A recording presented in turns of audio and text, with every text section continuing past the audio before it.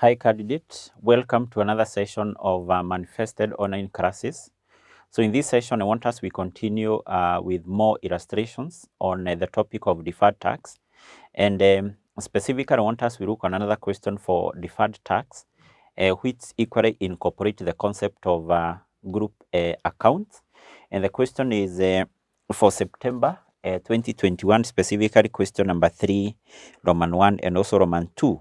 So we start with Roman 1, which was a theory. It reads, with reference to deferred tax, differentiate between permanent difference and the temporary differences. So what the examiner was requiring, you differentiate two terms there, two terms. That is what refers as the permanent, differences and the temporary differences.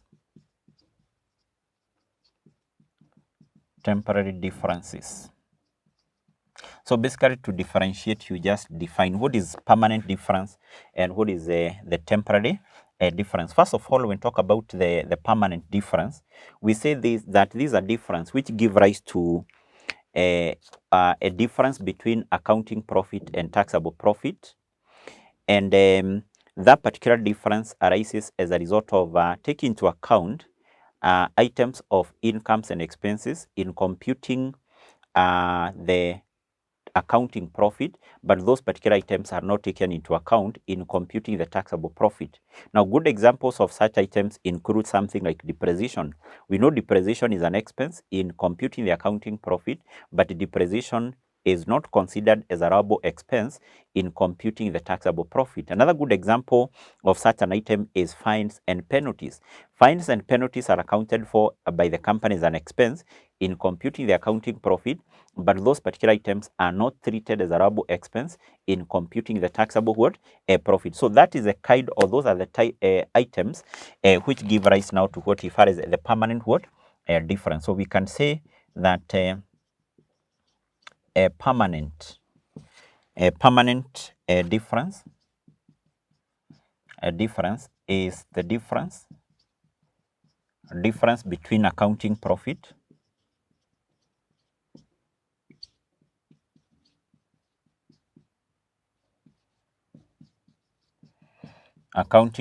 which is also known as profit before tax,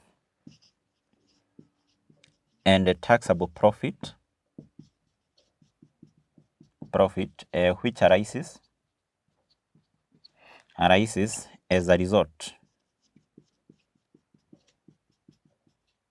of taking into account certain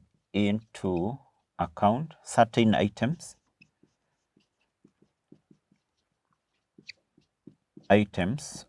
of incomes and expenses in computing accounting profit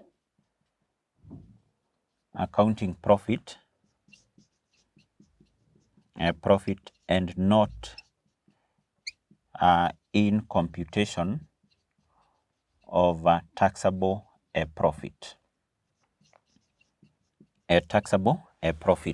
And I've given good examples of such items of incomes or expenses which will only be considered in computing the accounting profit, but not considered in computing the taxable profit. So such items include depreciation. We also have the fines and penalties, etc. And therefore, what we say is that this particular difference here, that is the permanent difference, is basically a difference between accounting profit and taxable profit, which only arises in a certain accounting period, but that difference do not reverse in the future. And therefore, this difference between accounting profit and taxable profit is totally ignored for the purpose of computing the deferred tax. In other terms, this particular difference here do not give rise now to the deferred what? Tax. So that is the first thing which a candidate was expected here. Explain what is permanent difference, and then from there we need to explain what is temporary difference. Temporary difference, this one is very simple because this is just the difference between the carrying amount and the tax base of asset and liabilities. So we can say that the temporary difference, which is abbreviated as TD, is the difference between carrying amount and tax base of assets and liabilities. The difference between the carrying amount and the tax base of what? Asset and liabilities. And also in this case, we have two types of this. We have two types of temporary difference. First of all, we have something called the taxable temporary difference and deductible temporary difference. Taxable temporary differences arises whereby the carrying amount of various items of asset and liabilities is more than tax base, but a temporary difference will be deductible if the carrying amount of various items of asset and liabilities is less than the tax base. Base. So that is it. That what was required in Roman 1 of that particular question. So basically, by the candidate doing that, a candidate was supposed to get 4 marks automatically for explaining a permanent difference, 2 marks there, and for explaining what is a temporary difference, equal to marks there. Okay, so then we have Roman 2 of that particular question. That was Roman 1. So Roman 2, let's go through that information. You see what was being required. We are told Huruma Limited, a public limited company, has a portfolio of investment, including various subsidiaries, and also undertakes various projects varying from debt factoring to investing in property and commodities. The following information was extracted from the group financial statements relating to the deferred tax provision for the year which ended 31st of March 2021. So we have that information, number 1, basically up to note number 6. We are going to go through that as we see what the examiner was requiring. So what we are required is to determine the amount of deferred tax asset or deferred tax liability of Huruma Group as at 31st of March 2021 in conformity with International Accounting Standard number 12. So what we are required to do here is to compute the amount of deferred tax asset or deferred tax liability, and automatically for us to do that, we have now to determine whether at the end of this particular financial year was there a net taxable temporary difference or was there a net deductible temporary difference. For us to do that, it is obvious that we have to prepare something called the schedule of temporary difference. We compute the temporary difference of each of the item which is given there from note 1 up to note 6, actually to note 5, and then from there we determine the net amount of a temporary difference, which will either be a net taxable or net deductible temporary difference. But what the examiner here was requiring is for the candidates to determine the amount of deferred tax, the deferred tax asset or liability, stroke liability at the end of the year, which ended 31st of March 2021. So in this case, I've said for us to do that, to do this, we need first of all to determine the temporary difference of those items, and then at the end of the year, or basically by the end of the day, we determine whether we have a net taxable or deductible temporary difference. So we do that by preparing something called a schedule of temporary differences. So in our schedule here, we need to have various columns. The first column here will be for the various items of assets and liabilities as provided there, which is in million of shillings, So then we have the other column here, which should be for temporary difference, for tax base, abbreviated as TB, tax base. And the last column here is for TD, temporary difference. And equally, this will be in million of shillings.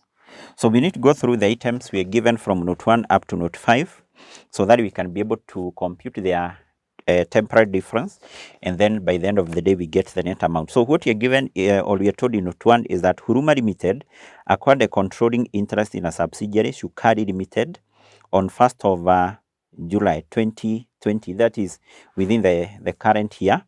The fair value of the asset and liabilities acquired were considered to be equal to their carrying amount, with an exception of freehold property, which had a fair value of 256 million and a tax base of 248. So I think that one is straightforward because we are given an item of freehold property,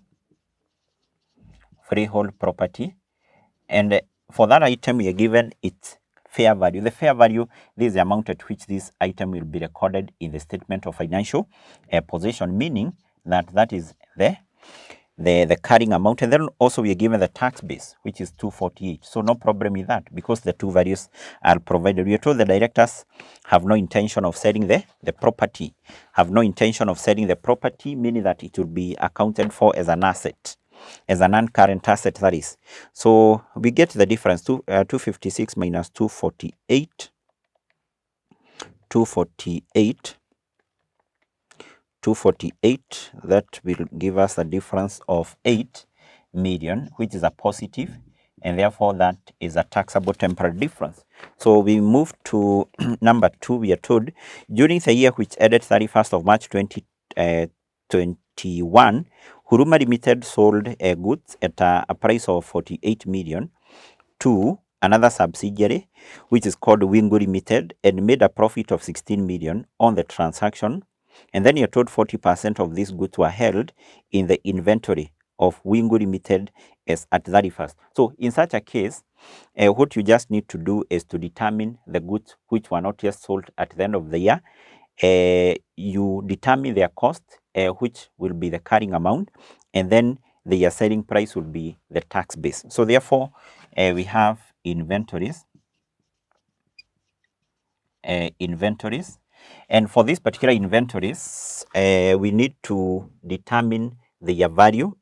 And basically in this case, we are told the goods which were sold by the parent to the subsidiary had a value of 48 million. And then we are told in the last sentence, the goods which were not yet sold at the end of the year, they had a value of, or basically they were 40%. So what we need to do is we get 40% of 48, 40% of 48, which will give us 19.2.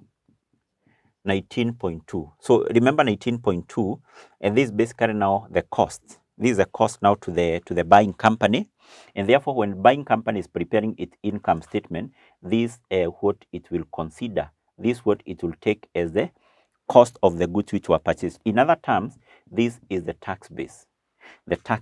So the tax base in our case is 19.2. What about now the carrying amount? So this particular inventory will be taken to the group statement of financial position at this value here, that is 19.2, but minus the unrealized profit. So how do we compute the unrealized profit? The unrealized profit in this case is equal to the profit which was reported by the selling company, which you're told was 16 million. And because 40% of these goods were not yet sold, meaning that the profit not yet realized will be 40% of that profit, 40% of 16 million, which will give us 6.4. So therefore, to get the carrying amount, or the amount at which this inventory will be recorded in the group statement of financial position, we take 19.2 minus the unrealized profit of 6.4. 6.4. So this will give us what? Okay, so we have 19.2 minus 6.4. Yes, so that will give us 12.8. So this is the carrying amount of that particular inventory. So we get the difference, which is this value 12.8 minus 19.2, and that will give us a 6.4 million, which is basically a negative figure, and therefore this is deductible temporary difference. So let's move to the other point there, point number 3. So we are told the Huruma Limited has a portfolio of financial assets comprising readily marketable government securities, which are held as current asset for financial trading purpose. This investment are stated at fair value in the statement of financial position, with any gain or loss taken to profit or loss, and we are told the gain or losses are taxed when the investment are sold. Currently, the investment have a market value of 412 million and accumulated unrealized gain of what? 64. So basically what here given there is financial assets which are held by the company for trading purpose. And financial assets which are held by the company for trading purpose, they are known as financial asset at fair value through profit and loss. That is abbreviated as FVTPL. In full, financial asset at fair value through profit and loss. Now, this particular financial asset at fair value through profit and loss, in the company statement of financial position, they are stated there, they are recorded there at their current market value, at their current fair value, which you're told is forward 412. But now their tax base is always equal to the cost. Now, what you're told is that this particular fair value or market value of 412 million is arrived at after the company has added total accumulated gains over 64 million. So therefore, in terms of how we get the cost, which is the tax base, we take the fair value minus the accumulated revaluation gains. So this will give us now the cost, and which you are saying is what? Is the tax base. So this will give us 348 million. So therefore, that is the tax base here, 348 million. So let's get the difference. Let's get the difference here. The difference will be what? The difference here will be 64,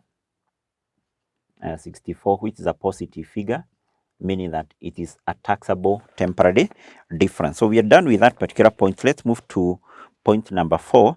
And you're told Huruma Limited loan assets had a carrying amount of 168 after allowance for credit losses of 32 million based on 12-month expected credit losses. Tax relief is only allowable when the specific loan is written off. Specific loan is what? Is written off. So we have something called the loan assets. The loan asset. So when talk about the loan assets, these are like the loans this company has given to its customers. So the loans given to its customers. So we are told these loan assets, they have a carrying amount. That carrying amount is already given of 168, but you are told this 168 was arrived at. This was arrived at after the company had made a provision of 32 million. 32 what? Million, which you are told generally is allowance for credit losses. What is allowance for credit losses? The company from these losses, from these loans it has given, the company expects loans equal to 32 million will not be paid. Therefore, what the company has done is to create a provision to set aside an amount of 32 million to cater for those particular loans which will not be paid. But we are told that tax relief is only given to this particular company once specific loan is written off. So because this is just a general provision, so what we need to do for us to be able to get the tax base, we need to take the carrying amount and then we add back this amount which had been what? Deducted. That will give us 200 million. That will give us 200 million, which now will be our tax what? Base. So we take this minus that, which will give us 32 and basically a negative, and that is deductible temporary difference. Okay, so then let's move to the other point, which is point number 5. And you're told Huruma Limited has a unrelieved trading losses of 20 million as at 31st of March 2021. So these are like losses which were reported by this company during the current year. And the reason why they are known as unrelieved trading losses is because once a company has reported losses, those losses should be carried forward to the next financial year and offset against the profit which will be made in the following financial year. So because they have not been offset against now the profit reported in the previous years, that's why it is known as unrelieved trading losses. So we are told these unused tax losses arose from a one-off restructuring exercise carried out during the financial year, and which is highly expected that taxable profit will be available in the future. So meaning that this particular amount of 20 million will be carried forward and will have now to be offset against the future trading profit. The future trading what? Profit. So we also need to take into account that here, and basically we can just refer to that as what? As the unused tax losses, unused tax losses. So these unused tax losses, are they taken to, or are they recorded in the company statement of financial position as an asset or liability? No. And therefore, the carrying amount for this is equal to 0. Once the company reports losses, those losses are not taken to the balance sheet as an asset or as a liability. So mean that the carrying amount is 0, because the carrying amount is a value at which an asset or even a liability is recorded in the balance sheet. But we know that this particular amount of 20 million will have now to be carried forward by the company, and it will have to be offset against now the future taxable profit. So therefore, the tax base of this is 20 million. Is 20 million. So we take this minus that, which will give us negative 20, and which is still deductible temporary difference. Yes, I think we are done, because what you're given in note number 6 is about the tax rate, and also we are told to assume that the deferred tax account had nil balance at the start of what? Of the year. So what we need to do here is we get the net amount. So we have 8 minus 6.4 plus 64 minus 32 minus 20, which will give us 13.6, and which is a positive figure. 13.6 million, and take into account is a positive figure that will be known as the net taxable temporary difference. And therefore, because this is a net taxable temporary difference, it will give rise to something called a deferred tax liability, and that is basically what the examiner was requiring us we compute what here. So therefore, the deferred tax liability at the end of the year, that is on 31st of March 2021, this one will be equal to the net taxable temporary difference, what we have here, times the tax rate. So our net taxable temporary difference is 13.6 million times the tax rate. So in our case, if we go back to the information we are given in note number 6, we are told to assume the tax rate or the corporate tax rate applicable to this company, 30%. So we get 30% of that figure. 30%, 0.3 times 13.6, which will give us 4.08 million. So this is now the amount of what? Of the deferred tax liability at the end of the year. At the end of what? Of the end. Basically, the marks or the items now which are marked in such a question are these figures which you have here, and also computing that particular what? Amount of deferred tax liability at the end of the year. Basically, a candidate who was able to do that, such a candidate scored all the 8 what? Marks which were allocated in that particular question. Basically, that is it. That what is required as far as that particular question is concerned. A very good question on deferred tax, which incorporate a lot of concept or a lot of group accounting concept. So we stop at that point. See you in the next session as we still look on another illustration.